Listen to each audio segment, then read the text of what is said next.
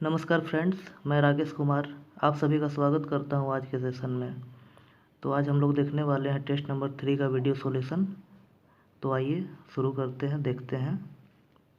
तो पहला क्वेश्चन है यहाँ 13 सेंटीमीटर त्रिज्या वाले वृत्त की परिधि पर बने हुए वर्ग का क्षेत्रफल ज्ञात कीजिए। कोई वृत्त है, इसका ये जो त्रिज्या है 13 सेंटीमीटर है, ठीक है। इसकी परिधि पर हमको एक वर्ग बनाना है। इसकी परिधि पर वर्ग बनाएंगे जब, तो ये टोटल यहाँ से यहाँ 26 हो जाएगा, तो ये 26 हो गया। और यहाँ से ये भी जो है ये भी 26 ही होगा, ठीक है। तो यानी अब हमको पता चल गया भुजा, एक भुजा कितना हो गया, 26 हो गया। तो इसका स्क्वायर जो हो जाएगा वो क्या हो जाएगा, इसका क्षेत्रफल हो जाएगा। तो यानी 676 इसका सही आंसर हो जाएगा। तो नेक्स्ट अगला क्वेश्चन है क्वेश्चन नंबर 4। यहाँ दे रहा है एक वस्तु को 2% तथा 16% के लाभ पर बेचने पर विक्रय मूल्य में 3 रुपये का अंतर है, तो दोनों विक्रय मूल्यों का अनुपात क्या होगा, ठीक है। तो देखिए यहाँ दे रहा है विक्रय मूल्य में 3 रुपये, जो ये जो अंतर जो बोल रहा है विक्रय मूल्य में, ये जो 3 रुपये का अंतर है इससे हमको कोई मतलब नहीं है, ये बेकार का लाइन दिया हुआ है, ठीक है। सीधा समझिए, कोई वस्तु है उसका दाम 100 रुपया है, ठीक है। उसको अगर हम 2% के प्रॉफिट पे बेचेंगे तो 102 रुपये में बेचना होगा, और अगर 16% के प्रॉफिट पे बेचेंगे तो 116 रुपये में बेचना होगा, ठीक है।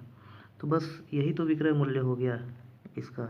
तो विक्रय मूल्य का रेशियो देखा जाए तो कितना हो जाएगा, 51 हो जाएगा, और यहाँ क्या हो जाएगा, 58 हो जाएगा। तो 51:58, फर्स्ट नंबर जो ऑप्शन है ये हो जाएगा आपका सही आंसर। नेक्स्ट है क्वेश्चन नंबर 5।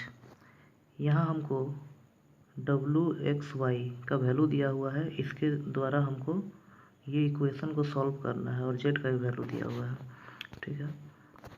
तो देखिए इस इक्वेशन को हमको सॉल्व करना है, ठीक है। यहाँ W स्क्वायर है, तो W कितना है, -2 है, तो स्क्वायर करेंगे तो कितना हो जाएगा, 4 हो जाएगा, प्लस x स्क्वायर, x 3 है तो x का स्क्वायर कितना हो जाएगा, 9, प्लस y स्क्वायर, y कितना है, 0 है, तो यहाँ 0 ही होगा, ठीक है। अब इसको जो आना है इसको 2 से गुना कर देना है, ठीक है। तो 9 4 13, 13 दूना 26, 26 क्या प्लस में होगा, तो ये पहला नंबर ऑप्शन सही होगा। नेक्स्ट है क्वेश्चन नंबर 8। इसमें है एक नियमित बहुभुज में प्रत्येक बाह्य कोण 60 डिग्री का है, तो भुजाओं की संख्या निकालनी है, ठीक है। तो देखिए आपको पता होगा कि बहुभुज के सभी बाह्य कोणों का योग 360 डिग्री होता है। सभी बाह्य कोणों का योग कितना होता है, 360 डिग्री होता है। और कह रहा है प्रत्येक बाह्य कोण 60 डिग्री का है, तो अगर प्रत्येक बाह्य कोण 60 डिग्री का है तो कितना भुजा हो जाएगा, 6 भुजा हो जाएगा इसमें। तो ये सी नंबर सही हो जाएगा इसका आंसर। छोटा है, ठीक है। और ये मान लीजिए उसके फादर हैं, उससे 5 गुना छोटा है, यानी 5 गुना बड़े हैं पिताजी, यानी 10 साल के होंगे पिताजी इस हिसाब से। अब कह रहा है 2 साल बाद उन दोनों की उम्र जोड़ें तो 58 साल होगी। किन दोनों की उम्र, कल्याण की और उसके पिता की, क्योंकि निकालने कहा है किसकी, उसकी बहन का उम्र निकालना है हमको, इसलिए इन दोनों का उम्र हम समझेंगे कि कल्याण और उसके पिता की उम्र 2 साल बाद कितना हो जाएगा, 58 वर्ष हो जाएगा। तो अभी कितना होगा, अभी कितना होगा, 58, इसमें 2 साल पिता बड़े होंगे और 2 साल पुत्र बड़ा होगा, यानी कि 4 साल कम हो जाएगा, यानी कि 54 हो जाएगा। अभी दोनों का योग 54 होगा, लेकिन देखा जाए तो यहाँ कितना हो रहा है, 12 हो रहा है, ठीक है। तो 12 से डिवाइड करेंगे तो कितना हो जाएगा, 6 9 54, 6 दूना 12, यानी कि 4.5। एक का वैल्यू कितना आ गया, 4.5, यानी कि इसका मतलब क्या हुआ, उसकी बहन का वैल्यू कितना है, अभी उम्र 4.5 है। लेकिन यहाँ देख रहे हैं ऑप्शन में कहीं 4.5 नहीं दिया हुआ है, तो हम लोग चेक करके देखते हैं एक बार, ठीक है। तो देखिए ये है कल्याण, ये है उसकी बहन, और ये है उसके पिताजी, ठीक है। इसका हमको उम्र निकला बहन का 4.5, तो इस हिसाब से ये डबल हो जाएगा 9, और इस हिसाब से ये हो जाएगा 5 गुना 45, ठीक है। 9 और 45 कितना हो गया 54, ठीक है। और 2 साल बाद देखेंगे तो दो दो दोनों का बढ़ जाएगा, तो यानी 58, ठीक है। यानी कि हम लोग क्वेश्चन बिल्कुल सही सॉल्व किए हैं। यहाँ ऑप्शन में कुछ गड़बड़ी है। नेक्स्ट है क्वेश्चन नंबर 11। इसमें दे रहा है निम्नलिखित कथनों और निष्कर्षों को पढ़िए और निर्णय कीजिए कि दिए गए कौन से 2 निष्कर्ष कथनों का अनुसरण करते हैं। कथन दे रहा है कि सभी 4 पाई होटल हैं। मान लेते हैं ये 4 पाई है, ये सभी 4 पाई क्या है, होटल है, ठीक है। और उसके बाद कहता है सभी होटल जो है वो चादर है। ये पूरा का पूरा जो होटल है ये क्या है, चादर है, ठीक है। अब निष्कर्ष कह रहा है पहला और दूसरा, ठीक है। तो निष्कर्ष पहला क्या कह रहा है कि कुछ 4 पाई चादर है। देखिए 4 पाई यहाँ से यहाँ तक ये पूरा का पूरा जो 4 पाई है ये चादर के अंदर है। तो यानी कि कुछ 4 पाई नहीं, ये पूरा का पूरा 4 पाई ही चादर है। यहाँ कह रहा है कुछ 4 पाई चादर है, तो ये बिल्कुल गलत कह रहा है, ठीक है। अब आगे कह रहा है कि कुछ चादर 4 पाई नहीं है। देखिए चादर, ये जो चादर है ये पूरा है यहाँ से यहाँ तक, तो ये इतना बड़ा चादर में से बोल रहा है कि कुछ चादर जो है 4 पाई नहीं है। बिल्कुल सही बोल रहा है, बस इतना सा ही ये जो है बस यही 4 पाई है, बाकी ये जो यहाँ से ये जो बच रहा है ये सब पूरा 4 पाई तो नहीं है। तो ये कथन सही हो रहा है। यानी कि क्या होगा, केवल 2 अनुसरण करता है और तो बाकी सब गलत है। नेक्स्ट है क्वेश्चन नंबर 13। इसमें दिया है कि ए, बी और सी के बीच 1380 रुपये को बांटा गया, जिसमें ए को सी से 5 गुना और बी को सी से 5/3 गुना प्राप्त हुआ है, ठीक है। तो देख लेते हैं, ए है, बी है और सी है। कह रहा है ए को सी से 5 गुना, यानी अगर सी को 1 मिल रहा है तो ए को 5 रुपया मिल रहा है, 5 गुना मिल रहा है। और बी को सी से 5/3 गुना, यानी सी को अगर 1 मिल रहा है तो बी को कितना मिल रहा है, 5/3 मिल रहा है, ठीक है। तो यही रेशियो इनके बीच में है। अगर इसको हम इस 3 को हमको हटाना है तो हमको क्या करना है, सबको 3 से गुना कर देंगे तो ये 15 हो जाएगा। ये यहाँ 3 से गुना हुआ तो ये तो ख़त्म ही हो जाएगा, तो यहाँ 5 हो जाएगा और यहाँ 3 हो जाएगा, यानी कि ये रेशियो हो रहा है। यानी कि रेशियो हो गया क्या, 15:5:3। इस रेशियो में इस 1380 को बांटना है। बांटने से अच्छा है हम यहाँ ऑप्शन को चेक कर लेते हैं, ठीक है। देखिए 15 है, ए का भाग जो है वो 15 है, बी का भाग 5 है और सी का भाग 3 है, ठीक है। तो ए का जो भी भाग होगा वो 15 से कटेगा, निश्चित ही कटेगा। देखिए 15×6 90, ए कट रहा है, ये तो नहीं कटेगा, ये भी नहीं कटेगा 15 से, और ये भी नहीं कटने वाला है। तो यानी सीधा ही ऑप्शन सारे छट गए, सिर्फ ए बच गया, ठीक है। तो इस तरह से हम ऑप्शन चेक कर सकते हैं, नहीं तो फिर आप इसको बांटिएगा तो बांटते ही रह जाइएगा, फिर बांटते रहिए। आगे है क्वेश्चन नंबर 14। यहाँ दे रहा है आपको 2 कथन दिया गया है और इसमें आपको बताना है कि कौन सा कथन पर्याप्त है उत्तर देने के लिए, ठीक है। और इसमें प्रश्न क्या पूछ रहा है कि राजेश विजय के साथ किस तरह से संबंधित है, ये पूछ रहा है, ठीक है। राजेश और विजय के बीच क्या रिश्ता है ये हमको पता लगाना है। और इन दोनों कथनों में से कोई एक से मिलेगा या दोनों से मिलेगा या मिलाकर मिलेगा, ये आपको बताना है। तो यहाँ पे देखिए पहला कथन कह रहा है कि राजेश विजय की सासू माँ का, राजेश के बारे में कहा जा रहा है कि विजय का जो कोई सासू माँ है, यहाँ सासू माँ का पुत्र है। यानी कि इससे क्या पता चल रहा है कि इन दोनों में क्या रिश्ता है, साला और बहनोई का रिश्ता है दोनों में, ठीक है, राजेश और विजय में, ठीक है। तो पहला कथन से तो पता चल ही रहा है कि किस इन दोनों में क्या रिश्ता है। अब आगे देखते हैं, वीना राजेश की इकलौती बहन है। अब राजेश की बहन है कोई वीना, ठीक है, वीना राजेश की बहन है। तो इससे तो कुछ और ख़ास स्पष्ट नहीं हो रहा, पहला से ही हमको क्लियर पता चल गया कि दोनों में रिश्ता क्या है।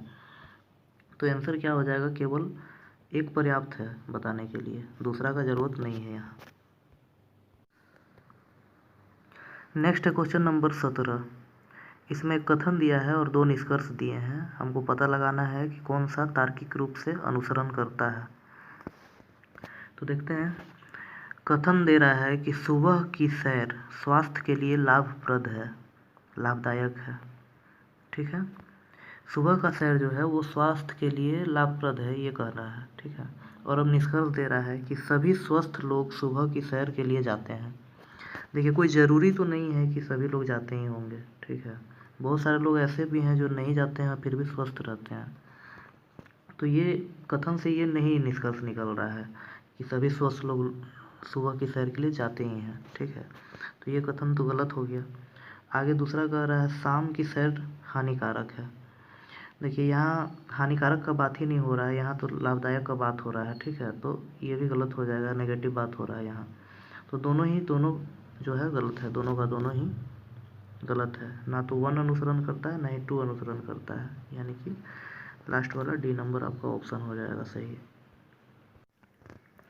देखिए, नेक्स्ट है क्वेश्चन नंबर 18। यहाँ दे रहा है दो संख्याओं का गुणनफल 2646 है तथा एलसीएम 42 है, तो उनका एचसीएफ निकालना है। ठीक है, देखिए आपको पता होता है कि संख्याओं का गुणनफल कितना है, 2646 है। संख्याओं का गुणनफल जो होता है वो हमेशा एलसीएम इंटू एचसीएफ के बराबर होता है। ठीक है, तो एलसीएम कितना दिया है 42 और एचसीएफ हमको नहीं पता है, तो एक्स मान लेते हैं। देखिए, यहाँ लास्ट डिजिट 6 है। ठीक है, 2 में हम क्या गुना करेंगे कि 6 आएगा, 3 गुना करना पड़ेगा। 3 देखिए किसी में है, देखिए लास्ट ऑप्शन में है और किसी में नहीं है। ठीक है, तो सीधा आंसर हो जाएगा डी नंबर। देखिए, नेक्स्ट है क्वेश्चन नंबर 19। यहाँ दे रहा है एक घर से 2 वाहन 20 मिनट के अंतराल पर 25 किलोमीटर प्रति घंटा की गति से चलते हैं। ठीक है, घर की विपरीत दिशा से आ रही एक महिला को और कितनी अधिक गति से चलना पड़ेगा ताकि उसको 18 मिनट पे वाहन मिल जाए। ठीक है, तो देखिए टाइम है और स्पीड है। ठीक है, पहले टाइम जो है यहाँ देख रही है 20 मिनट है। ठीक है, 20 मिनट हमको लगता है जब हम चलते हैं 25 का स्पीड से। ठीक है, अब हमको क्या करना है, 18 मिनट में पहुँचना है, तो हमको जाहिर सा बात है कम समय अगर हमको लेना है तो हमको स्पीड बढ़ाना होगा। ठीक है, तो यहाँ समय हम कितना कम कर दिए, 2। ठीक है, तो 2 कितना पे, 20 पे 2 हम कम कर दिए, यानी कि 1/10 हमको कम करना है। 1/10 हम कम करेंगे तो क्या हो जाएगा, 1/9 हो जाएगा। इस 10 में से 1 को हम कम करेंगे तो क्या हो जाएगा, 1/9 हो जाएगा। यानी कि हमको स्पीड को क्या करना पड़ेगा, 1/9 से बढ़ाना पड़ेगा। पहले स्पीड कितना था 25, तो 25 का 1/9 बढ़ाना होगा, यानी 25/9 स्पीड को बढ़ाना होगा। ठीक है, तो 25/9 यानी कि कौन सा ऑप्शन हो जाएगा, 25/9, ये सी नंबर जो ऑप्शन है 25/9 सही होगा। नेक्स्ट है क्वेश्चन नंबर 21। यहाँ दे रहा है कि एक व्यक्ति का आय जो है पाई चार्ट के द्वारा दर्शाया गया है, उसका कुल आय 3,60,000 रुपये है। ठीक है, यानी जो पूरा का पूरा सर्कल है वो कितना है, 3,60,000 है। ठीक है, तो उसके दूसरे सप्ताह की आय ज्ञात करें। देखिए, ये फर्स्ट वीक का हो गया 90 डिग्री, ये सेकेंड वीक यहाँ दे रहा है, सेकेंड वीक का कितना है 120 डिग्री, दूसरा वीक का ही हमको आय निकालना है दूसरे सप्ताह का। तो देखिए टोटल ब्रिज जो होता है 360 डिग्री का होता है। ठीक है, और दूसरा कितना है 120 है। ठीक है, तो देखा जाए तो कितना है 1/3, यानी कि अगर टोटल आय 3 रुपया है तो उसमें 1 रुपया जो है वो क्या है, दूसरा सप्ताह का है। ठीक है, तो टोटल अगर 3,60,000 है तो यानी 1,20,000 हो गया, 1,20,000 हो गया दूसरा सप्ताह का। इसको 3 से डिवाइड कर देंगे तो 1,20,000 कौन सा हो गया, बी नंबर आपका सही ऑप्शन हो गया, 1,20,000 ये। नेक्स्ट है क्वेश्चन नंबर 22।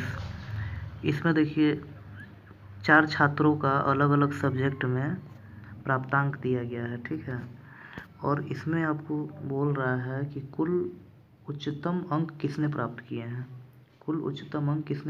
ये आपको निकालना है। यानी कि आपको इस सब को जोड़ना होगा, इन सबों को जोड़ना होगा, जिसका सबसे ज़्यादा होगा वो सही आंसर होगा। तो मुझे तो आंसर पता है, शिल्पा का यहाँ सबसे ज़्यादा होगा। ठीक है, आप लोग जोड़ के देख लीजिएगा, शिल्पा का सबसे अधिक होगा यहाँ पे। देखिए नेक्स्ट है क्वेश्चन नंबर 23। इसमें देखिए क्या पूछ रहा है कि विज्ञान में प्राप्त कुल अंक गणित की तुलना में कितने अधिक हैं। ठीक है, तो ये विज्ञान वाला हो गया और ये गणित वाला हो गया। ठीक है, तो देखिए यहाँ पहला में देखते हैं तो यहाँ 75 है, यहाँ 80 है, कितना ज़्यादा हो गया 5। यहाँ 80 है, यहाँ 85 है, फिर कितना ज़्यादा हो गया 5। यहाँ 82 है, यहाँ 88 है, फिर कितना ज़्यादा हो गया 6। यहाँ 78 है, यहाँ 87 है, कितना ज़्यादा हो गया 9। तो कितना हो गया 5, 10, 15, 16 यानी 25, यानी टोटल कितना हो गया 25 अंक जो है सही होगा आंसर ये सी नंबर। नेक्स्ट है क्वेश्चन नंबर 24। इसमें दिया है सीबीएसई बोर्ड की परीक्षा में 53% जीव विज्ञान में उत्तीर्ण होते हैं। मान लेते हैं ये जीव विज्ञान है, इसमें टोटल 53 है इसका वैल्यू जीव विज्ञान का, और 61% अंग्रेजी में उत्तीर्ण हुए। ये जो सर्कल है ये इंग्लिश का है, इसमें टोटल 61% उत्तीर्ण हुए हैं, और 60% सामाजिक अध्ययन में। ये जो सर्कल है ये सोशल साइंस का है, इसमें कितना हो रहे हैं 60% लोग उत्तीर्ण हो रहे हैं। ठीक है, यानी पूरा सर्कल जो है 60% का है। अब कह रहा है केवल जीव विज्ञान में 9% उत्तीर्ण हो रहे हैं। ठीक है, यानी कि ये पार्ट जो है 9% है। 24% जीव विज्ञान और अंग्रेजी में उत्तीर्ण हुए हैं, यानी ये जो कॉमन पार्ट है ये कॉमन पार्ट कितना है 24 है। 35% अंग्रेजी और सामाजिक विज्ञान में उत्तीर्ण हुए, यानी कि ये जो कॉमन पार्ट है ये कितना है 35 है। और ये और आगे बोल रहा है 27% जीव विज्ञान और सामाजिक विज्ञान में, यानी कि 27 ये जो कॉमन पार्ट है ये 27 है। ठीक है, तो अब हमको यहाँ बीच का वैल्यू जब तक नहीं निकालेंगे तब तक हमको कुछ नहीं पता चलेगा, तो इसको मान लेते हैं x है। ठीक है, तो अब हम क्या करते हैं कि इस सर्कल में देखते हैं जीव विज्ञान वाले में टोटल का वैल्यू, टोटल कितना आना चाहिए 53 आना चाहिए। ठीक है, लेकिन अब हम जोड़ के देखते हैं ये 9 प्लस ये यहाँ से यहाँ तक की टोटल पार्ट कितना है 27 हो गया। ठीक है, 27। अब हमको सिर्फ ये पार्ट बच गया है, तो ये पार्ट कितना हो जाएगा 24 minus x plus 24 minus x. सभी को जोड़ेंगे तो क्या हो जाएगा 60 माइनस एक्स बराबर कितना आएगा 53 आएगा। ठीक है, 53 आएगा, यानी एक्स का वैल्यू कितना आ गया 7 आ गया। ठीक है, एक्स का वैल्यू कितना आ गया 7 आ गया। अब आगे देखते हैं, ये जीव विज्ञान है, ये आपका 53 था जीव विज्ञान, ये 61 था, और ये सोशल साइंस है ये 60 था टोटल। ठीक है, तो यहाँ बीच में हमको पता है 7 है, यहाँ पता है 9 है। ठीक है, ये 9 है। ठीक है, ये कॉमन पार्ट कितना है 27 है, और ये कॉमन पार्ट कितना है 24 है, ये कॉमन पार्ट कितना है 35 है। अब हमको सारा का इस वैल्यू इसका और इसका वैल्यू निकालना होगा। ठीक है, तो देखिए ये टोटल 24 है, तो ये वाला पार्ट जो है ये कितना हो जाएगा 24 में से 7 जाएगा 17 हो जाएगा। ठीक है, 17 हो जाएगा, और ये पार्ट कितना हो जाएगा आपका 27 में से 7 जाएगा तो ये 20 हो जाएगा, और ये पार्ट 35 में से 7 जाएगा तो कितना हो जाएगा 28 हो जाएगा। ठीक है, 28 हो जाएगा, तो उस हिसाब से देखिए 17 7 24 और 24 और 28 कितना हो गया 24 दूना 48 और 4 52, लेकिन यहाँ 61 है तो कितना कम हो रहा है 9। ठीक है, फिर उसके बाद यहाँ भी देखिए ये 28 7 35 हो गया, 35 और 20 कितना हो गया 55, और ये है टोटल 60, तो यहाँ कितना होगा 5 होगा। ठीक है, समझ में आ गया यहाँ तक। अब आगे पूछ रहा है क्या, अब आगे पूछ रहा है कि जीव विज्ञान और सामाजिक अध्ययन में उत्तीर्ण, यानी कि ये सर्कल और ये सर्कल में कॉमन, लेकिन अंग्रेजी में अनुत्तीर्ण, यानी ये सर्कल नहीं होना चाहिए। तो इस पार्ट को छोड़ देंगे तो इसमें क्या कॉमन आ रहा है 20 आ रहा है, 20:, आगे का रेशियो क्या हो रहा है सामाजिक अध्ययन और अंग्रेजी में उत्तीर्ण, यानी कि ये सामाजिक अध्ययन है और ये अंग्रेजी है, इस दोनों का कॉमन पार्ट में उत्तीर्ण, लेकिन जीव विज्ञान में अनुत्तीर्ण, यानी कि ये 28 का बात कर रहा है, तो यानी 28। अगर इसका रेशियो निकालेंगे तो 5:7 हो जाएगा। ठीक है, तो इसका पहला का आंसर क्या हो जाएगा 24 का 5:7, ए नंबर आंसर हो जाएगा। ठीक है, आगे इस 26 में अगर देखते हैं तो 26 में बोल रहा है उन विद्यार्थियों को प्रतिशत क्या है जो सभी विषय में उत्तीर्ण है। तो सभी विषय में उत्तीर्ण है वो तो ये बीच वाला पार्ट आ रहा है 7, तो यानी सही आंसर क्या हो जाएगा 7 हो जाएगा, 7%। इसका सही आंसर हो जाएगा 7%। और आगे कह रहा है यदि कक्षा में विद्यार्थियों की संख्या 200 है तो कितने विद्यार्थी केवल एक विषय में उत्तीर्ण हुए हैं। तो देखिए हम लोग निकाले थे केवल एक विषय में, इसका 9 निकला था, इसका भी 9 निकला था और इसका 5 निकला था। तो 9 9 18 5 23 23, टोटल 23 है। 23% जो है टोटल पास हुआ है यानी, ठीक है। यदि कक्षा में 200 विद्यार्थी हैं, अगर 200 विद्यार्थी हैं तो 200 का 23% कितना हो जाएगा, 46 हो जाएगा, 46। तो यानी कितना हो जाएगा, 46 सही आंसर हो जाएगा। नेक्स्ट है क्वेश्चन नंबर 28। दिए गए विकल्पों में से वह जोड़ा चुनें जो पहले जोड़े के शब्दों की भांति आपस में संबंधित हो। तो यहाँ पेंगुइन और पीस, पेंगुइन और पीस में क्या संबंध है, पेंगुइन जो है पीस का प्रतीक है। तो वाइट फ्लैग, वाइट फ्लैग किसका प्रतीक होगा, सरेंडर का प्रतीक होगा, समर्पण का, ठीक है। नेक्स्ट है क्वेश्चन नंबर 29। यहाँ दे रहा है यदि डिवाइड जो है ऋण को दर्शाता है, डिवाइड, डिवाइड जो है यहाँ ये क्या है, ऋण को दर्शा रहा है, और माइनस योग को दर्शाता है, माइनस जो है वो किसको दर्शा रहा है, योग को दर्शा रहा है, ठीक है। और उसके बाद कह रहा है प्लस गुना को दर्शाता है, प्लस 7 और 3 के बीच में क्या है, गुना है, और गुना भाग को दर्शाता है, यानी 91 और 7 के बीच में क्या है, डिवाइड है, ठीक है। तो अगर हम इसको सॉल्व करेंगे तो क्या हो जाएगा, 182, उसके बाद क्या हो जाएगा, माइनस हो जाएगा, माइनस फिर 7 और 91 के बीच में क्या है, डिवाइड है, तो डिवाइड करेंगे तो कितना हो जाएगा, 13, 13 को 3 से गुना करेंगे तो कितना हो जाएगा, 39, और उसमें -1 हो जाएगा। तो ये यही हो गया आपका सॉरी +1 हो जाएगा। तो ये हो गया 183, इसमें से 39 चला जाएगा आपका, तो कितना बचेगा, 144। तो 144 यानी कि ये सही हो जाएगा। नेक्स्ट है क्वेश्चन नंबर 32। इसमें कथन और निष्कर्ष दिया गया है, इससे आपको बताना है कि कौन सा निष्कर्ष जो है कथन से उसके अनुसरण करता है, कथन से, ठीक है। तो कथन दे रहा है माता अपने बच्चे को कहती है कि पैदल पार पथ कुछ फीट की दूरी पर है, यह इस्तेमाल के लिए सुरक्षित है। यानी कि वो जो रास्ता में जो नहीं होता है किनारे में जो सड़क पैदल चलने वाले लोगों के लिए बना होता है, उसके बारे में कह रही है माँ अपने बच्चे से कि यह कुछ ही दूरी पर है, यह इस्तेमाल के लिए सुरक्षित है। अब निष्कर्ष निकालना है। पहला जो है कह रहा है पैदल यात्रियों को सुरक्षा के लिए पैदल पार पथ का प्रयोग करना चाहिए। बिल्कुल सही है, अगर जब बना हुआ है आपके लिए तो उसको यूज करना ही चाहिए, और ये सुरक्षित भी है, ठीक है। तो ये कथन सही है। उसके बाद कहता है सभी बच्चे जानते हैं पैदल पार पथ क्या है। कोई ज़रूरी नहीं है सभी बच्चे जानते ही हों, बहुत सारे लोग नहीं भी जानते हैं पैदल पार पथ क्या होता है, ठीक है। तो यानी पहला जो है वो सही ही है, बिल्कुल सही है, लेकिन दूसरा सही नहीं है, तो केवल एक अनुसरण करता है। नेक्स्ट है क्वेश्चन नंबर 33। कह रहा है पहला जैसे दूसरे पद पहले से संबंधित है, समान रूप से तीसरे पद संबंधित पद का चुनाव करना है, तीसरे से संबंधित पद का चुनाव करना है। तो देखिए चुंबकीय क्षेत्र और ऑस्ट्रेड दे रहा है, तो चुंबकीय क्षेत्र का मात्रक होता है ऑस्ट्रेड, तो शक्ति का मात्रक क्या हो जाएगा, वाट हो जाएगा, ठीक है। नेक्स्ट है एक बयान और 2 तर्क दिए गए हैं, निर्णय लीजिए कि कथन के संबंध में कौन सा तर्क मजबूत है, ठीक है।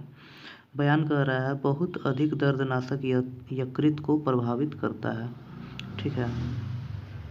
बहुत अधिक जो दर्दनाशक लेना है आदमी जो लोग लेते हैं उनको यकृत प्रभावित हो जाता है, ठीक है। तर्क दे रहा है हाँ सभी छोटे दर्द के लिए हमें दर्दनाशक से दूर रहना चाहिए। बिल्कुल सही है, जब प्रभावित कर रहा है दर्दनाशक तो हमको छोटा मोटा चीज़ में नहीं लेना चाहिए, बहुत ज़्यादा पीड़ा है तभी लेना चाहिए। तो छोटे मोटे दर्द से हमको दूर रहना चाहिए दर्दनाशक यूज करने से। दूसरा कह रहा है नहीं, जब हम टैबलेट को निगलने से हमें आराम मिलता है तो दर्द क्यों सहन करें। तो ये तो बिल्कुल गलत बात बोल रहा है, मतलब आराम तो मिलता है लेकिन आगे जाके वो नुकसान भी करता है, तो हर छोटा छोटा बात पे नहीं लेना चाहिए, जब ज़्यादा पीड़ा हो तभी लेना चाहिए। तो यानी फर्स्ट वाला सही है, दूसरा वाला निष्कर्ष नहीं निकलता है।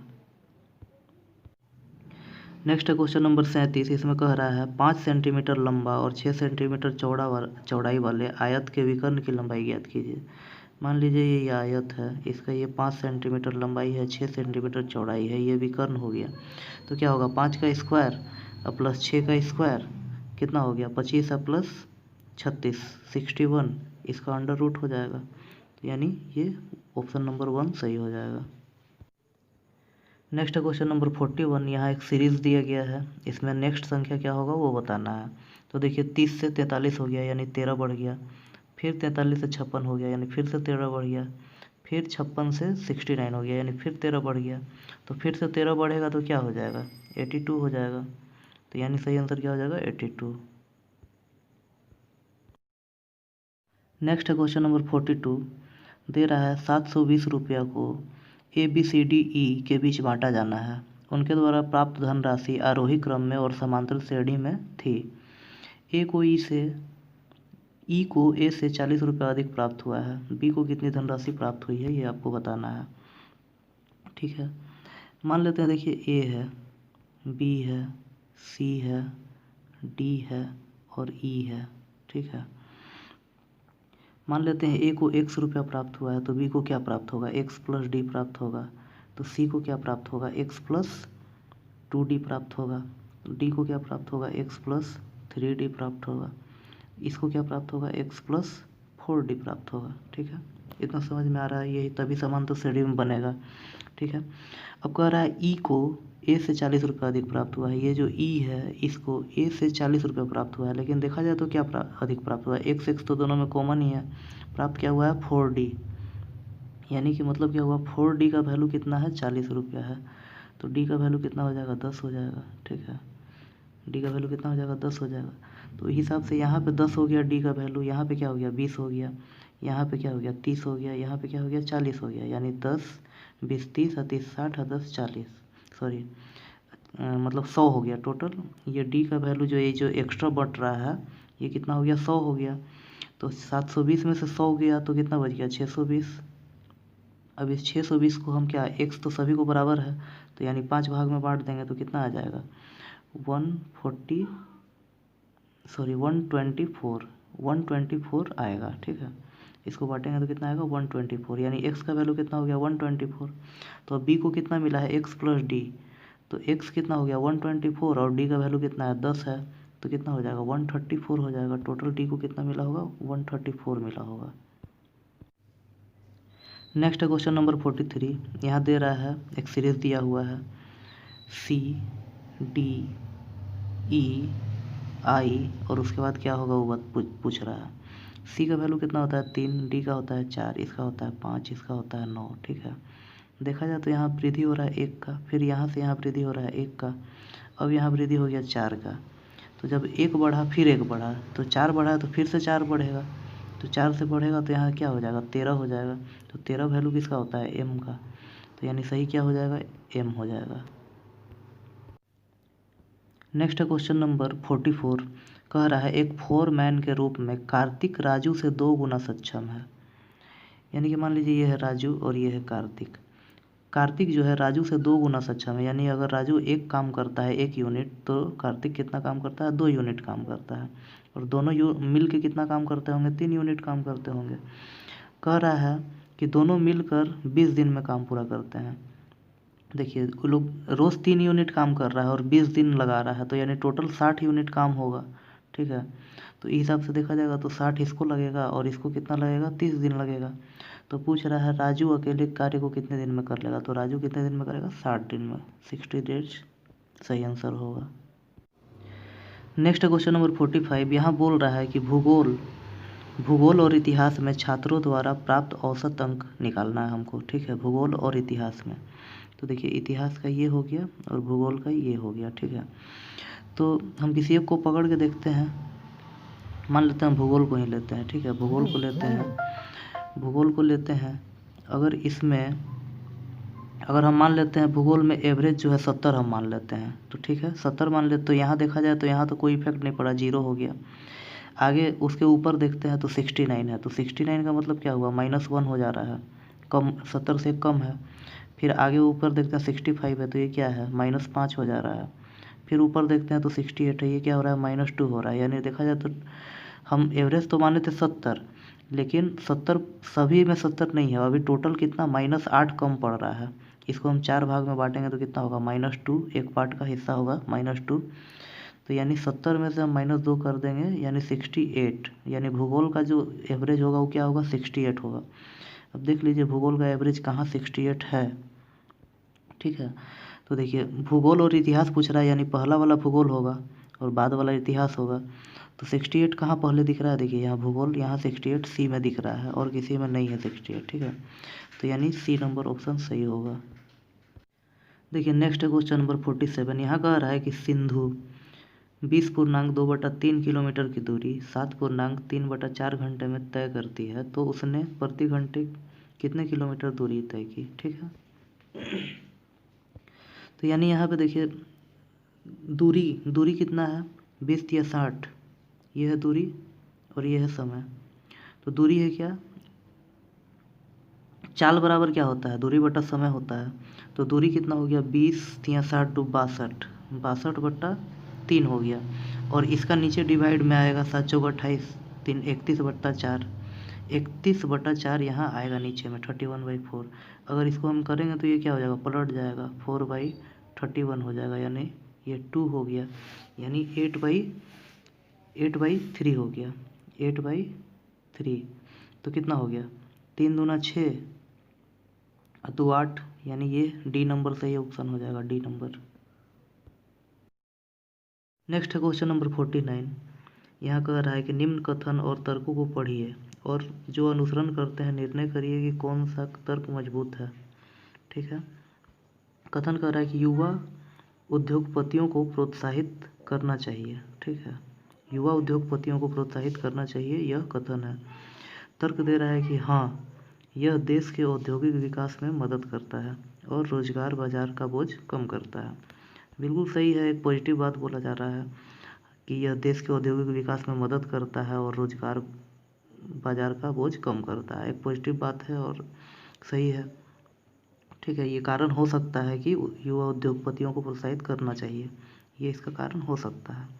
दूसरा कह रहा है नहीं, वे अनुभवी नहीं हैं और नुकसान कर सकते हैं। ये नेगेटिव पॉइंट बोल रहा है, नेगेटिव को हम लोग नहीं लेते हैं, कथन पॉजिटिव है, ठीक है। तो ये नहीं होगा, यानी कि केवल तर्क एक जो है वो मजबूत है। नेक्स्ट क्वेश्चन नंबर 51, यहाँ कह रहा है कि उस विकल्प का चयन करें जिसका तीसरे शब्द से वही संबंध है जैसा कि दूसरा शब्द का पहले शब्द से है, ठीक है। तो देखिए यहाँ दे रहा है ध्वनि और कान। ध्वनि सुनने के लिए कान का ज़रूरत होता है, तो उसी तरह खुशबू लेने के लिए क्या, नाक का ज़रूरत होना चाहिए, ठीक है। तो नाक सही हो जाएगा यहाँ पे। नेक्स्ट क्वेश्चन नंबर 54, इसमें कह रहा है श्रीलेखा के भाई, मान लेते हैं कि ये श्रीलेखा है, ठीक है। श्रीलेखा के भाई हैं ये, ब्रदर, ठीक है। तो श्रीलेखा के भाई की इकलौती बहन कौन, यही हो गई फिर से, यानी श्रीलेखा खुद हो गई इकलौती बहन। के पिता, यानी इन दोनों के पिता, फादर, ठीक है, के पिता की बहन, फादर की जो सिस्टर है वो किस प्रकार संबंधित है, ठीक है, श्रीलेखा से, तो इसकी बुआ लगेगी ये, ठीक है। तो चाची या बुआ हो जाएगा सही आंसर। देखिए नेक्स्ट क्वेश्चन नंबर 55, यहाँ दे रहा है कि एक यात्री अपने यात्रा का कुल दूरी का 2/3 भाग पैदल तय करता है, ठीक है। उसको जो टोटल यात्रा करना था उसका 2/3 भाग वो पैदल तय करता है। बच गया कितना, 1/3 भाग बच गया। और शेष का, यानी कि 1/3 का 1/3 बस से तय करता है। तो 1/3 बस से तय करता है, उसकी यात्रा के शेष बची दूरी का मान भिन्न में बताना है, ठीक है। तो देखिए 2/3 पैदल तय किया तो 1/3 बच गया, ठीक है। और अब इस बचे हुए 1/3 का 2/3 और बच रहा है। इस बचे हुए 1/3 का 1/3 जो है बस से तय करता है, तो इसका 2/3 बच गया है, यानी कि देखा जाए तो 2/9, ठीक है। यानी कि ये हो जाएगा बी नंबर सही आंसर। देखिए नेक्स्ट क्वेश्चन नंबर 57, इसमें बोल रहा है किसी राशि पर 1.5 साल के लिए लगा 8% का साधारण ब्याज 360 रुपया है। इससे क्या समझ में आ रहा है मतलब 8% सालाना रेट है, तो 1.5 साल में कितना हो जाएगा 12%, यानी 12% बराबर कितना दे रहा है 360 दे रहा है। तो 1% कितना हो जाएगा 30 हो जाएगा, तो 100% कितना हो जाएगा 3000 हो जाएगा, यानी कि धनराशि कितना हो गया 3000। ठीक है, अब धनराशि जब 3000 हो गया तो हमको बोल रहा है उस पर चक्रवृद्धि ब्याज ज्ञात करना है। तो तीन साल का हमको निकालना है। देखिए 3 साल का क्या रेशियो होता है 3:3:1 होता है। तो 3000 का सबसे पहले 8% कितना हो जाएगा 240 हो जाएगा। 3000 का 8% तो 240 इंटू 3, ये आपका कितना हो जाएगा 720 हो जाएगा 720। ठीक है, उसके बाद अब इस 240 का 8% कितना हो जाएगा, ये लगभग 19.2 आएगा। ठीक है, इस 19.2 को फिर 3 से गुना करेंगे तो कितना हो जाएगा 57.6 लगभग होगा।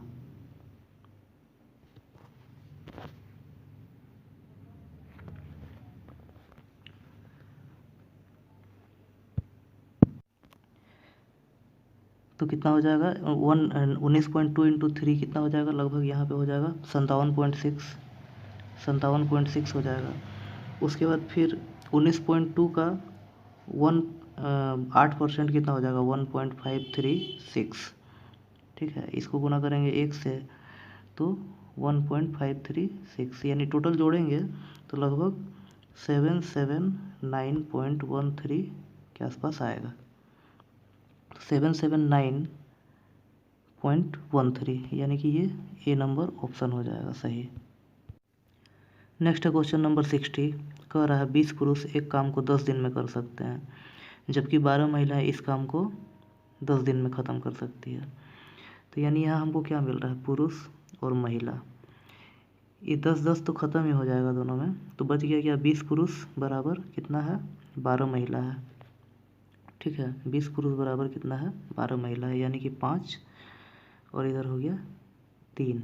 ठीक है, यानी 5 पुरुष के बराबर 3 महिला है। ठीक है, तो यहाँ बोल रहा है 15 पुरुष, हम पुरुष को महिला में कन्वर्ट कर लेते हैं। तो 15 पुरुष अगर होगा तो ये क्या हो गया 3 गुना हो गया, तो इधर भी 3 गुना 9 होना चाहिए। तो यानी 15 पुरुष का जगह हम 9 महिला मान सकते हैं और प्लस 6 महिला मान सकते हैं। ठीक है, तो 9 6 कितना, टोटल 15 महिला कितना दिन में करेगी ये हमको निकालना है। ठीक है, तो यहाँ देखिए ऐसे समझ सकते हैं 12 महिला 10 दिन में काम करती है, तो 15 महिला कितने दिन में काम करेगी, x दिन में करेगी।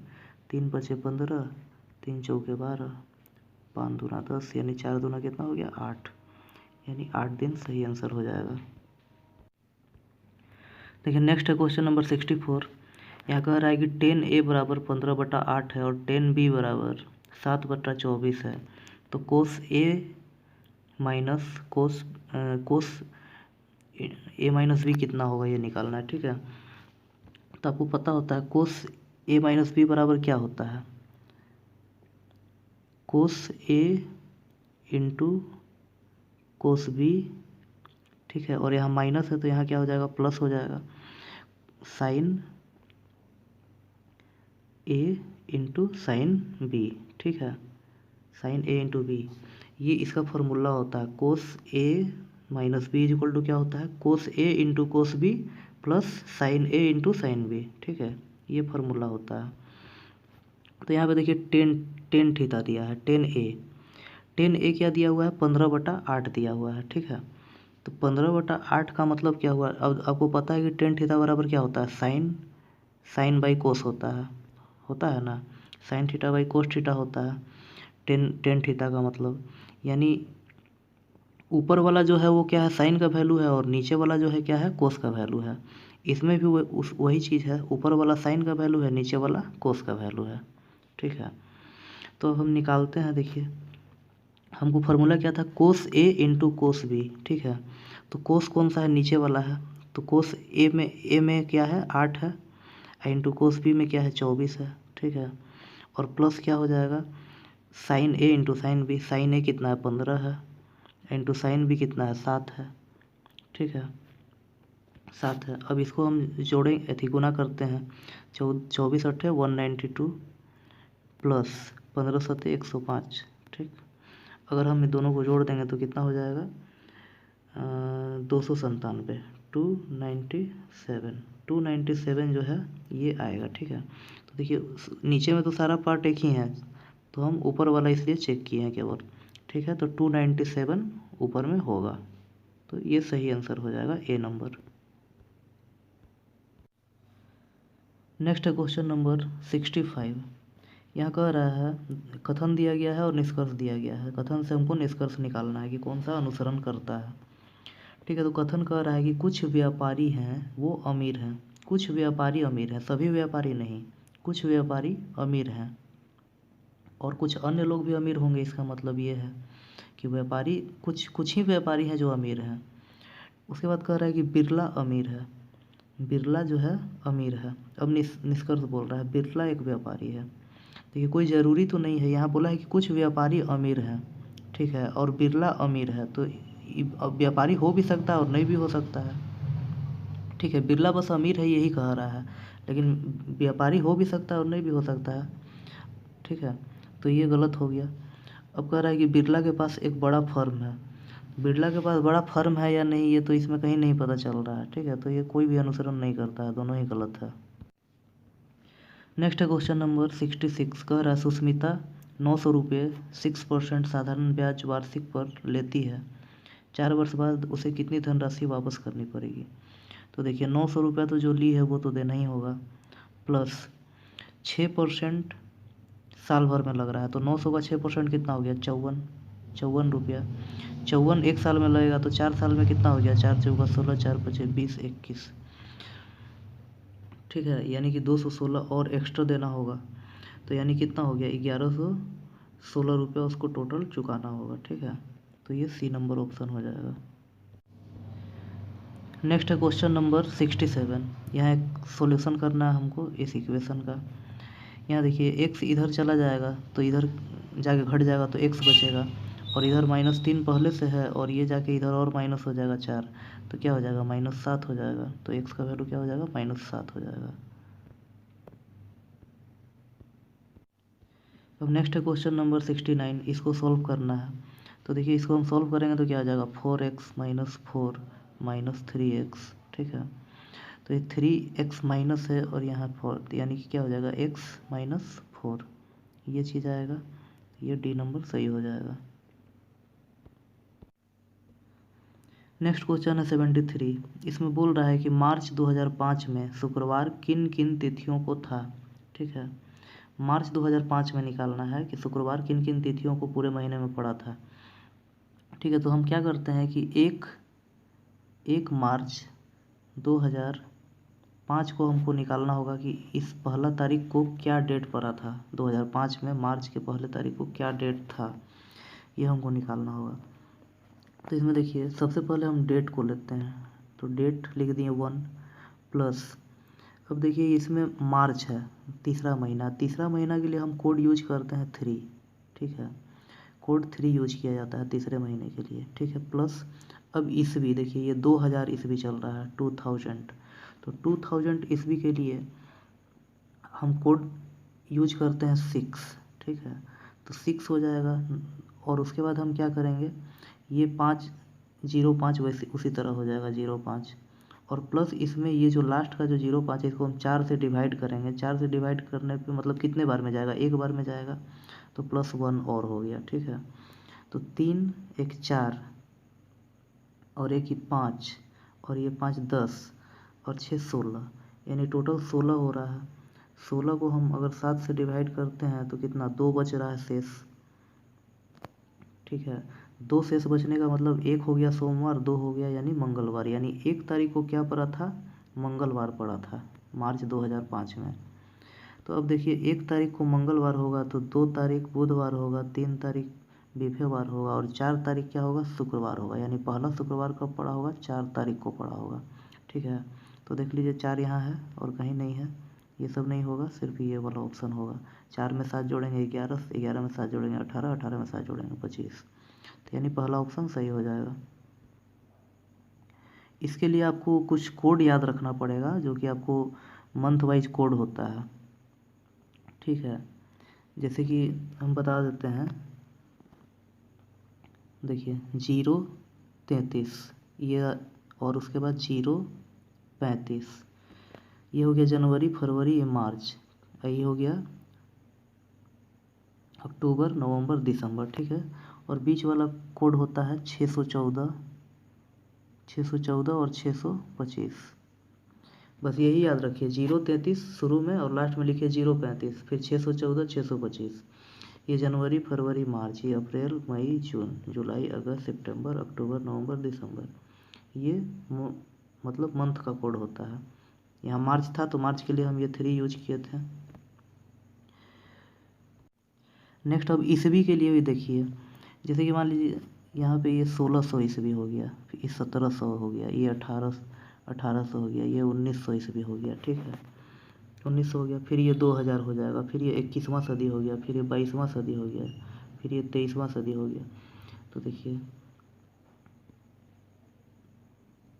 इन दोनों के लिए योग मतलब 16 और 20, इसके लिए 6 कोड यूज होता है। यहाँ पे 4 यूज होता है, इनके लिए 2 यूज होता है, इसके लिए 0 यूज होता है। यानी 1900 और 2300 अगर पूछे तो 0 होगा, 1800 2200 बोलेगा तो 2 होगा, 1700 2100 बोलेगा तो 4 होगा, 1600 और 2000 ईस्वी के बारे में पूछेगा तो उसका कोड 6 होगा। तो इस तरह कुछ कोड याद करना पड़ेगा, तब जाके ये क्वेश्चन आपसे बनेगा।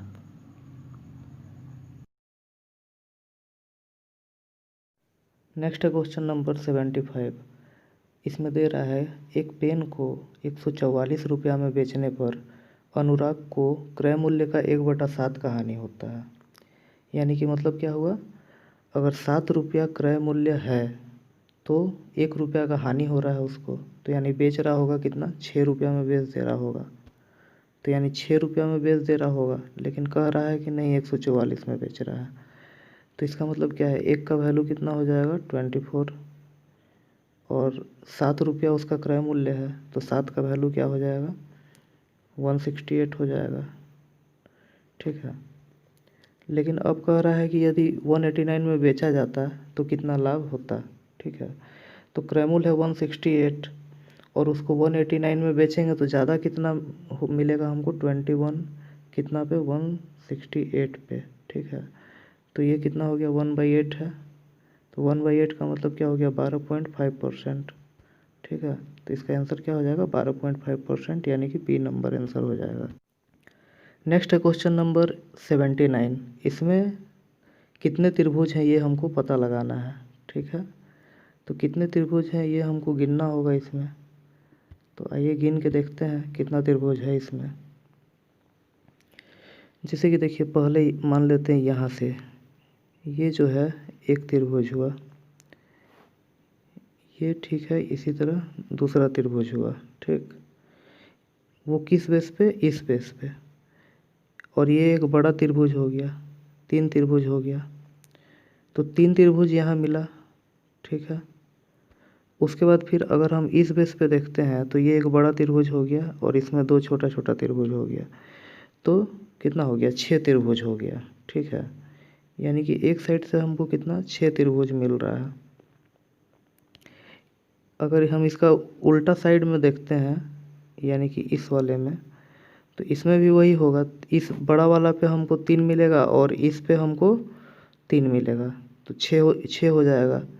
यानी टोटल कितना हो गया, इसमें 6 और इसमें 6, 12 हो गया अभी तक, ठीक है, 12 हो चुका है। अब अगर हम इस दोनों त्रिभुजों को हम एक का ऊपर एक अगर ऐसे रखें जिससे कि ये जो है एक स्टार जो है हमको बन जाए, ठीक है। अगर एक का ऊपर एक रखेंगे तो रखने के फलस्वरूप हमको एक्स्ट्रा कौन सा त्रिभुज मिलेगा, देखिए एक ये मिलेगा, एक ये मिलेगा 2, एक ये मिलेगा 3 और एक ये मिलेगा 4, ठीक है। इसके अलावा कौन सा मिलेगा, यहाँ से ये देखिए ये एक त्रिभुज बनेगा और यहाँ से ये एक त्रिभुज बनेगा, यानी कि ये 5 हो गया और ये 6 हो गया। यानी कि अब तक हमको 12 मिल चुका था और 6 एक का ऊपर एक रखने पे मिलेगा, तो यानी टोटल कितना हो जाएगा 18। यानी कि एक स्टार में हमको टोटल कितना 18 मिल रहा है, तो ये दूसरा स्टार में भी हमको 18 मिलेगा, तो 18 18 कितना हो गया 36 हो गया, ठीक है। अब देखिए, अब जब दोनों स्टारों को हम मिलाएंगे, एक साथ मिलाएंगे तो मिलाने पे हमको कॉमन पार्ट एक ये त्रिभुज मिलेगा और एक ये त्रिभुज मिलेगा, ठीक है। लेकिन देखा जाए फिगर में ध्यान से देखा जाए तो यहाँ पे देखिए इस जगह पे यहाँ पे ये सटा हुआ नहीं है और यहाँ पे भी कुछ दिक्कत हो रहा है, लेकिन फिर भी एक यहाँ से ये त्रिभुज तो मिलेगा। तो यानी 37 यानी 36, 37, 38 लास्ट 38 तक इसमें होगा, लेकिन ऑप्शन में यहाँ पे 36 दिया है हाईएस्ट, तो हम मान लेंगे कि क्या 36 ही सही आंसर होगा।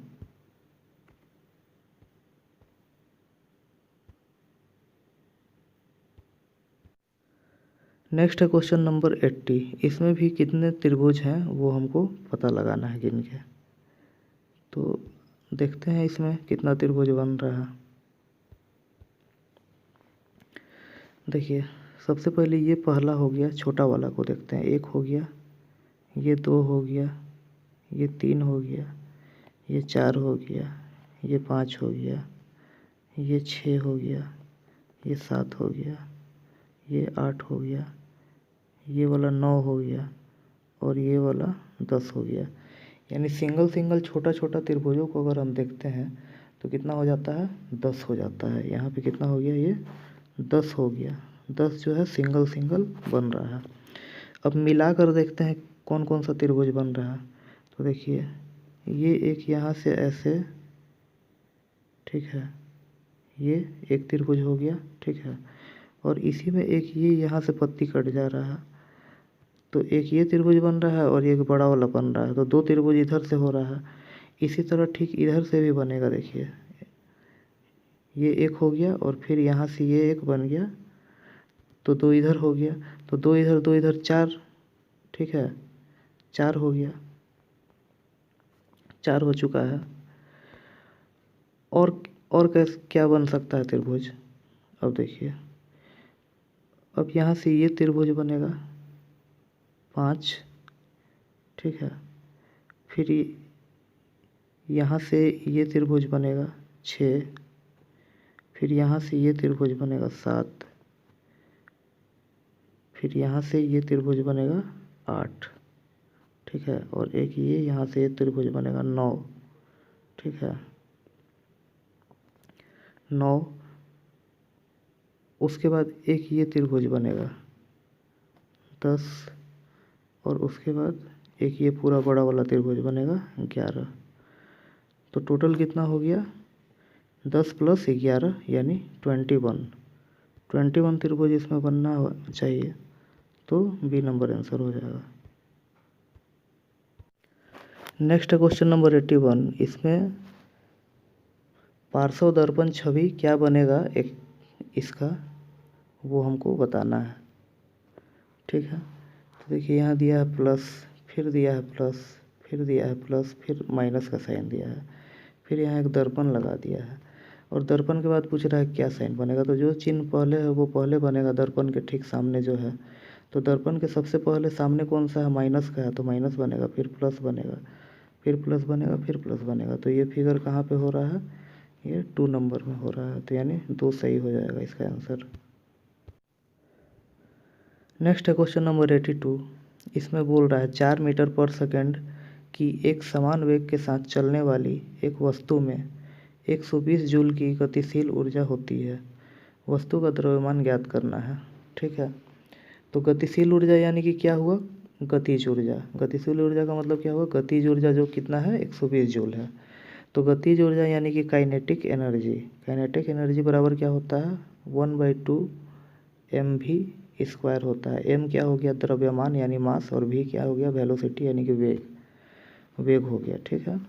तो यहाँ काइनेटिक एनर्जी कितना दिया है, 120 जूल दिया है, ठीक है, = 1/2 m तो हमको निकालना है द्रव्यमान, और इंटू v कितना है 4, तो 4 का स्क्वायर कितना हो जाएगा 16।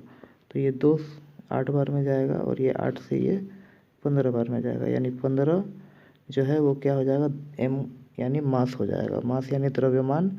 अब द्रव्यमान को हम लोग केजी में मापते हैं, तो आंसर क्या हो जाएगा, 15 kg। Next question number 84। यहाँ कह रहा है कि एक व्यक्ति 9% के सालाना साधारण ब्याज दर पर 32,000 रुपया लेता है। और उसे 10% सालाना चक्रवृद्धि ब्याज की दर पर बैंक में जमा करा देता है। ठीक है, तीसरे साल के अंत तक उसके धन में कुल कितने वृद्धि होगी। ठीक है, यानी ये कह रहा है कि 3 साल के लिए वो क्या करता है कि 32,000 रुपया 9% के सिंपल इंटरेस्ट पे उधार लेता है कहीं से और उसको बैंक में जमा कर देता है 10% चक्रवृद्धि ब्याज पर। तो यानी उसको क्या प्रॉफिट होगा इन 3 सालों में, ये पूछ रहा है। तो देखिए धन तो सेम ही है, उधार भी ले रहा है सेम ही अमाउंट 32,000 और फ़ायदा कमाने के लिए उसी 32,000 को जमा कर दे रहा है। ठीक है, तो अब देखिए क्या हो रहा है कि अगर हम सिंपल इंटरेस्ट 9% एक साल में हमको किसी को देना है तो 3 साल में कितना परसेंट, 27% हम दे देंगे, देना होगा हमको। और अगर हमको किसी से लेना है ब्याज, चक्रवृद्धि ब्याज पे 10 साल अगर रेट है चक्रवृद्धि ब्याज का तो 3 साल में कितना हमको मिलेगा, 33.10% हमको मिलेगा।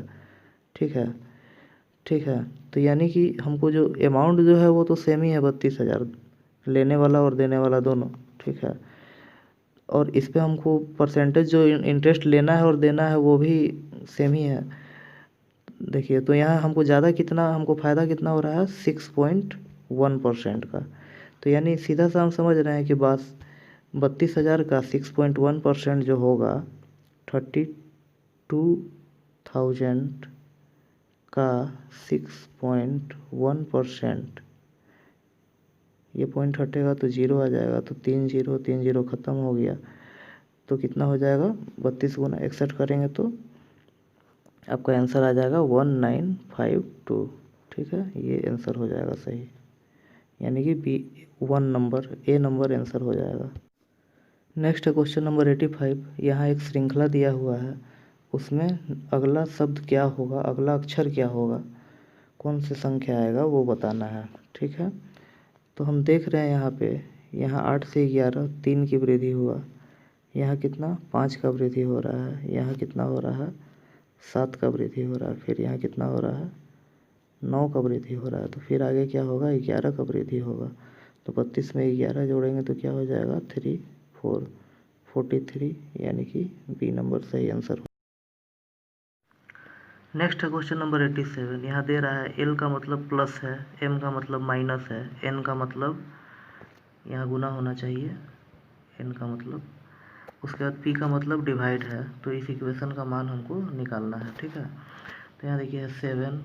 ठीक है, फिर एन का मतलब क्या हो गया गुना, फिर 12, फिर एल का मतलब क्या हो गया प्लस, फिर 48, फिर एम का मतलब पी का मतलब क्या हो गया डिवाइड, उसके बाद फिर 4 और फिर एम का मतलब क्या हो गया -6। ठीक है, यहाँ डिवाइड होगा तो यहाँ क्या आ जाएगा 1 और 2, यहाँ -6, यहाँ प्लस है 12 7 84 84, इस 12 में से 6 गया तो 6 बच गया और 6 इसमें जोड़ देंगे तो 90 हो गया। तो यानी कि सही आंसर क्या हो जाएगा 9090। नेक्स्ट है क्वेश्चन नंबर 94। इसमें बोल रहा है ए बी और सी एक कार्य को 81 दिन में पूरा कर सकते हैं। ए और बी उसी कार्य को एक साथ मिलकर 97.2 दिन में पूरा कर सकते हैं। बी और सी उसी कार्य को 162 दिन में पूरा कर सकते हैं। तो पूछ रहा है बी अकेले कार्य को कितने दिन में पूरा करेगा। ठीक है, तो यहाँ देखिए ए बी सी का वैल्यू में से अगर हम ए बी का वैल्यू घटा देंगे तो क्या निकल जाएगा, सी का वैल्यू निकल जाएगा, और फिर यहाँ बी सी में से इस सी का वैल्यू को हम घटा देंगे तो क्या निकल जाएगा, बी का वैल्यू निकल जाएगा। ठीक है, तो वही काम करते हैं। तो ए बी सी एक दिन में कितना काम करेंगे 1/181। ठीक है, 1/181 काम करेंगे। ठीक है, इसमें से हम क्या घटाएंगे, एक दिन का काम ए और बी का। ठीक है, तो ए बी 97.2 दिन में काम करते हैं, तो एक दिन में 1/97.2 काम करेंगे। ठीक है, तो इस पॉइंट को हटा देते हैं तो ऊपर 0 आ जाएगा, अगर काटेंगे तो 5 आ जाएगा, फिर यहाँ नीचे क्या आएगा 4 8 और 6। ठीक है, तो इतना आ जाएगा, यानी यहाँ पे क्या आएगा 5/486। ठीक है, इसमें एलसीएम क्या हो जाएगा 486। ठीक है, ये देखिए 6 गुना है लगभग। ठीक है, तो यहाँ यानी क्या हो जाएगा 6 - 5, यानी क्या निकलेगा 1/486। ठीक है, किसका वैल्यू निकल गया, ये सी का वैल्यू निकल गया 1/486। यानी एक दिन में 1/486 काम करता है सी, तो कितना दिन में काम पूरा करेगा, 486 दिन में ये टोटल काम को पूरा करेगा। ठीक है, तो हमको इसका तो निकालना नहीं, हमको निकालना है बी का। तो अब हम क्या करेंगे, इस बी सी में से इसका सी का वैल्यू को घटा देंगे जो हम निकाले हैं। तो देखिए बी सी कितना दिन में काम करते हैं 162 में, तो एक दिन में कितना काम करेंगे 1/162 काम करेंगे। ठीक है, इसमें से हम घटा देंगे सी का वैल्यू, जो क्या निकला 1/486 निकला। ठीक है, ये देखिए कितना है, लगभग 3 गुना है, तो यानी 3 - 1 बाई एलसीएम तो यही हो जाएगा 486, यानी कि क्या आएगा 2/486। तो यानी काट देंगे अगर तो कितना आ जाएगा 1/243। ठीक है, 1/243 आ गया, यानी कि ये कितना दिन में काम करेगा 243 दिन में बी जो है काम को पूरा करेगा। ठीक है, तो सही आंसर यहाँ पे हो जाएगा 243 C number. Next question number 95। इसमें बोल रहा है 9 और 12 के लिए तीसरा अनुपातिक क्या होगा। तो जैसे कि मान लीजिए ये ए है, बी है और सी है। तो ए में आपको 9 दिया हुआ है, यहाँ 12 दिया हुआ है, यहाँ हम x मान लेते हैं। तो क्या होता है a/b बराबर b/c होता है, यही होता है ना। तो इस हिसाब से अगर हम देखेंगे तो 9/12 बराबर 12/x होना चाहिए। ठीक है, तो यानी यहाँ से हम करेंगे 3, यहाँ हो जाएगा 4, और यहाँ से फिर हम करेंगे ये 3 4, यानी x बराबर कितना आ गया 16 आ जाएगा। ठीक है, तो यहाँ सही आंसर हो जाएगा सी 16। नेक्स्ट है क्वेश्चन नंबर 89। इसमें कथन दिया है और उससे निष्कर्ष हमको निकालना है। तो देखिए कथन को पढ़ते हैं। कह रहा है कुछ धातुएं लोहा है, ये मान लेते हैं धातु है, इसमें से कुछ धातु जो है क्या है लोहा है। ठीक है, उसके बाद कहता है कुछ लोहा भारी होता है। ठीक है, तो यानी इसमें से कुछ लोहा जो है वो क्या है भारी होता है। ठीक है, तो अब निष्कर्ष देखते हैं। कह रहा है कि सभी लोहा धातुएं हैं, पहला निष्कर्ष कह रहा है कि सभी लोहे धातुएं हैं। तो सभी लोहे धातुओं तो नहीं है, कुछ ही है बस। तो यानी पहला जो है वो गलत बोल रहा है। अब दूसरा देखते हैं, सभी भारी जो है वो धातुएं हैं, ये भी गलत बोल रहा है, बस कुछ ही भारी जो है वो धातु है। सॉरी, कोई भी भारी यहाँ धातु नहीं है। ठीक है, भारी और धातु का कोई रिलेशन नहीं है। ठीक है, भारी और धातु का कोई रिलेशन नहीं है, तो ये भी गलत ही हो गया। ठीक है, तो यानी दोनों ही गलत है इसमें। तो कौन सा हो जाएगा, कोई भी अनुसरण नहीं करता। नेक्स्ट है क्वेश्चन नंबर 100। ठीक है, इसमें दे रहा है कि 14 सेंटीमीटर त्रिज्या वाले वृत्त की परिधि पर बने हुए वर्ग का क्षेत्रफल ज्ञात कीजिए। ठीक है, तो देखते हैं एक वृत्त है। ठीक है, इसका जो है ये त्रिज्या जो है कितना है 14 सेंटीमीटर है। ठीक है, इसके परिधि पर हमको एक वृत्त बनाना है। परिधि पे हमको वृत्त बनाना है, यानी पूरा एकदम अंतिम में।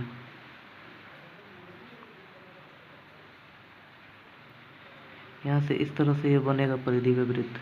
ठीक है, तो ये जब 14 है तो पूरा यहाँ से यहाँ तक कितना हो जाएगा 28 हो जाएगा, और यहाँ से यहाँ भी 28 ही होगा। ठीक है, तो यानी इसका भुजा कितना हो गया 28 हो गया। ठीक है, तो हमको पता है वर्ग का क्षेत्रफल क्या होता है, भुजा का स्क्वायर होता है। तो 28 का स्क्वायर हम कर देंगे, तो 28 का स्क्वायर कितना हो जाएगा 784। ठीक है, तो सही आंसर हो जाएगा बी 784 वर्ग सेंटीमीटर, ये सही आंसर हो जाएगा। धन्यवाद फ्रेंड्स, वीडियो देखने के लिए आप सभी का धन्यवाद। और अगर वीडियो अच्छी लगे तो इसे लाइक एंड सब्सक्राइब करें, और रोज़ नियमित रूप से टेस्ट दें जब भी टेस्ट लाइव होता है। बहुत ही अच्छी अपॉर्चुनिटी है आपके सामने, आप इससे अपने आप को बेहतर बना सकते हैं। तो अंत में यही कहना चाहता हूँ कि धन्यवाद आप सभी का। ठीक है, नमस्कार।